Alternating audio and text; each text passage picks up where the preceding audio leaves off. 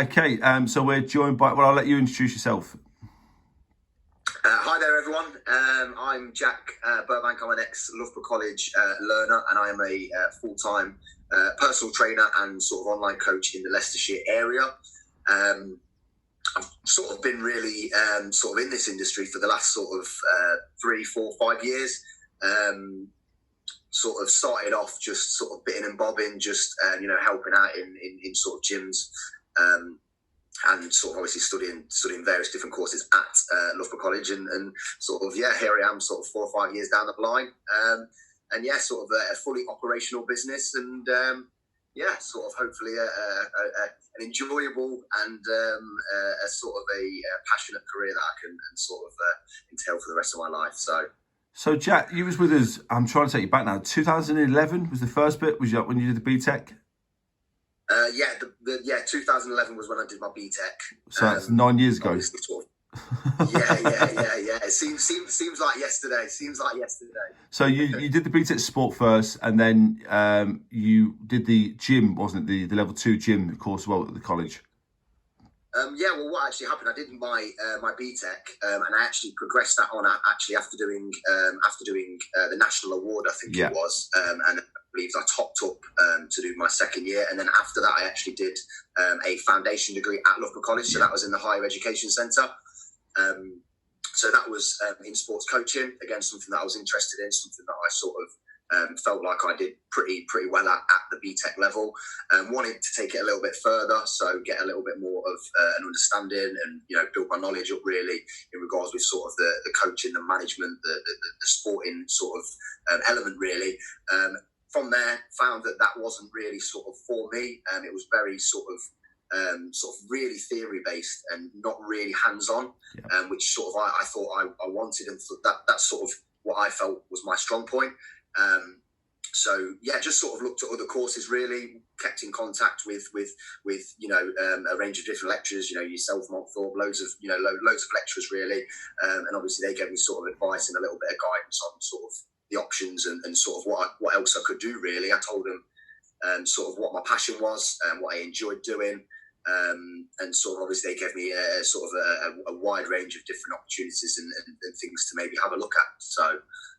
So you now own your own business within the fitness industry, and we were talking just earlier about how a fitness instructor is not necessarily. There's a lot of ways of bringing the industry, their income, into basically the whole basic package. So how do you earn a living, if that makes sense? There's quite a lot of different ways you kind of earn a living, isn't there? Sort of at the moment. Like you just said, I've sort of got my personal training business, so that is sort of like my sole and main focus. So that is sort of my sort of main income really. So that's sort of obviously that something that I have to operate and sort of initiate really, as well as the gym that I operate from. I'm lucky enough to teach classes there as well. So again, that's sort of a little bit of networking, working with different people, getting friendly with me, getting to know my face. But I also do a little bit of online coaching as well.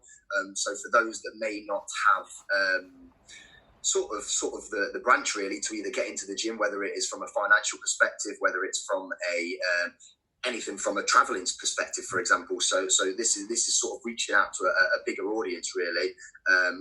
Again, sort of the main focus is online. So I mean, it is very versatile. Who I can offer this to. They don't have to just live in Loughborough or Leicestershire, to come down to the gym to have a PT session. So it just basically offers another branch really for people to. To sort of get on and jump onto my, services and sort of what I offer really. So there is various sort of different ways that you can do it. But currently at the moment, mainly just PT classes and like I say, the online coaching as well, which brings a little bit more additional income. So if learners are sat there now at 16, 17, 18, and they're thinking, how can I get into the fitness industry? Obviously, they've got to get qualifications, which sometimes takes a while. What could they be doing though to be kind of building that experience, building that knowledge base? What could they do now? Well, I mean, even if it's just something as on their personal Facebook page, maybe just sharing a few little tips. So a few basic tips, hydration, nutrition, things that they know are factual and sort of maybe beneficial to other people.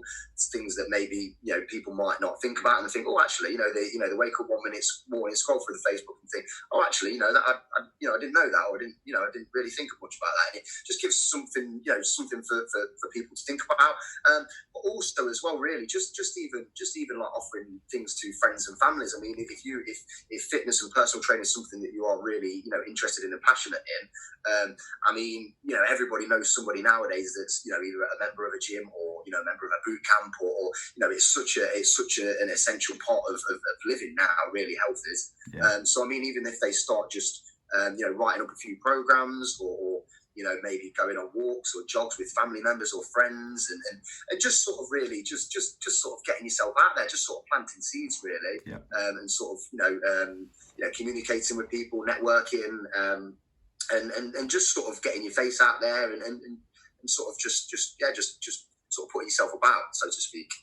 Yeah, I think, like I say, I think it's important that they kind of like, take advantage of things like work placements and work experience, and also, but just talking knowledgeable, just asking questions of some industry experts out there that they can try and build that knowledge base of them from that side of it. So look at your job, Jack. Yeah. What's the good things and what's the bad things? What do you enjoy? What do you not enjoy? Bad things, not many. Good things. There is so many. I would say that probably the main two that stick out really is working with different people. So sort of every client I have, whether that be within a class, online, face to face, everyone is different, and it is so interesting to see sort of where other people have came from, so their backgrounds, what they've been through, what they've experienced, their sort of their outtake on certain things and just things in life. And also probably sort of satisfaction really. I mean, my sort of main I feel like my sort of main thing that I get out of what I do is satisfaction and knowing that I've actually helped someone, whether that is like you say, anything to do with health or fitness, or whether it's something completely away from that. I mean, I know that obviously sort of like mental health and stuff like that is a massive thing at the moment. So even just like you say, communicating and I obviously sort of see quite a lot of different people throughout the day. So sort of, people may think that one client to me isn't sort of a massive thing, but I would like to think that every client is a level playing field. Everyone should be sort of, given the same treatment, because at the end of the day, that session to you might not necessarily not mean much, but because you've got sort of obviously quite a lot of clients to work from, they might not feel that it's sort of a big thing, but for them it could be the best thing in their day, it could be the best thing in their week. Yeah. I think so sort of the satisfaction feeling that you get from seeing a client change from A to B, whether that's from a physical perspective, mental perspective, just like you say, just working with people really. I think sort of to be in this industry, you have got to be sort of a certain type of person. In regards, you do have to have sort of certain personality traits, and sort of have. I suppose it's just that sort of a bit of an approachable sort of manner about yourself. Let's say. I think you're right. I think from the experience of looking at different personal trainers and different people working gyms, the people are more approachable, more, it's not always about the most knowledgeable. It's not always about having the most best physique. It's actually about getting that message across to that person, making sure they can understand why we're doing certain exercises, why they're doing certain things. And like you say, having that approachability and kind of compassion, because like you say, everyone's there for their own reasons, is a huge skill. I think, a lot of good PTs and a lot of good fitness instructors have. So Jack, what's been your kind of biggest career achievement? What have you enjoyed? What's a couple of achievements you've really been proud of? Career-wise, I was actually sort of when I was at Loughborough College, I was actually really lucky, to be honest with you.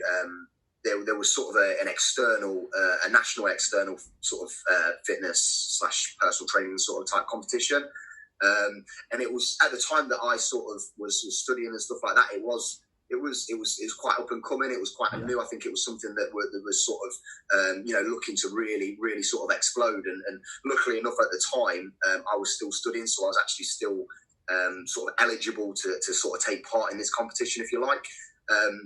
I sort of spoke to my lecturer about it, and sort of they sort of pushed me to do it. Really, I knew that was something that I was interested in. I wanted to sort of further my knowledge. Again, it's all about sort of networking and sort of getting yourself out there a little bit, and sort of wanted just to test myself. Really, I did think that I was a passionate person. I sort of had a good understanding and knowledge of fitness and health, but I thought to myself, you know what, I sort of want to take it to the next level. Like I say, spoke to my lecturer, spoke to a couple of other lecturers as well, and they sort of really encouraged me to sort of take the first step. So it was a national competition. So sort of all of the colleges sort of from in and around England, Scotland and Wales, I believe, as well, were able to put forward I think it was 2 students. So I think at first it was 1 male student and 1 female student to take part in an external fitness competition. So this was just basically to showcase sort of your understanding, your knowledge, just sort of really what you've sort of learned on the course, and sort of putting into a practice, really. Yeah. So actually, it's sort of a really good way to actually get you prepared for sort of the real working world. Working with people that you don't know, working in front of an audience, sort of working under pressure a little bit as well. So there was like a panel of judges that judged us, and then sort of with sort of all the support and sort of help that I got, and sort of the actual competition itself, I took part in 2 years back to back. So the first year was solely a gym instructing focused competition. So actually, sort of in a bit of a gym setting, and sort of I was actually very, very sort of lucky enough to actually come first. So wasn't lucky enough, Jack. Was it? You did very well that you won the competition. I'm still looking back and thinking, I think that was a bit of a fluke. No, like I think having that was. I remember it, obviously the college, and I remember obviously going over to represent the college, and it was at the. Like I say, kind of the World Skills events that were there. It's a fantastic achievement. So, Jack, last question from me then. If I was going to take you back to 2011, getting to sit down next to Jack Burbank from 2011 in probably A109, taking you back there, what would you say to Jack? What advice would you give him? I would say, I think everything that you've done, you're always, thinking, I could have done more, or I should have done this, I should have done that. I would just say, you've got time on your side, so don't feel like you have to rush into things straight away, and don't feel like, because things aren't happening straight away, that time's passing, or that you're not going to be successful. Like you say, I mean, even now, I couldn't really exactly put a finger on what I would do in 10 years, let alone, 20, 30 years. So, I mean, as a student, just take one step at a time, just take it in your stride. What you think that you might want to do at this current stage might be completely different to what you think in a couple of years. Yeah. So, always keep your options open. For me, myself, the one thing that I'll probably say to the majority of people, and I always say this to myself, family members and stuff, is try and do something that you're either 1, passionate about, or 2, something that you enjoy as well. Because ultimately, you've got to do something like, whatever career path you change, not that you have to, but you've got to sort of work and set this career up for the rest of your life. So if you are enjoying it and you are passionate about it, you're more likely to be successful. You're more likely to have rewards. So keep your options open. And like I say, don't become too impatient if things don't work out sort of straight away. I was sort of a prime example, really. I mean, I got to sort of like 19, 20, and I was like, God, like sort of what am I going to do really with myself? So I was sort of, I would like to think I was a little bit behind everyone. So all of my friends were at uni, and they sort of knew what they was going to do. I was still a bit like, I don't really know. I love sport, but I can't really put a pinpoint on what I want to do. So ultimately, keep your options open, and just sort of research, network with people, see what other people's opinions have as well. Really, I mean, they could give you some good ideas and what you might not be aware of that they've read or researched on or whatever. So keep your options open, but again, like I say, try and stick to something you enjoy and something that you're passionate about as well. Some great advice there, Jack. Thanks a lot for your time, mate. We really appreciate it. That's all right, no problem at all. Thank you very much.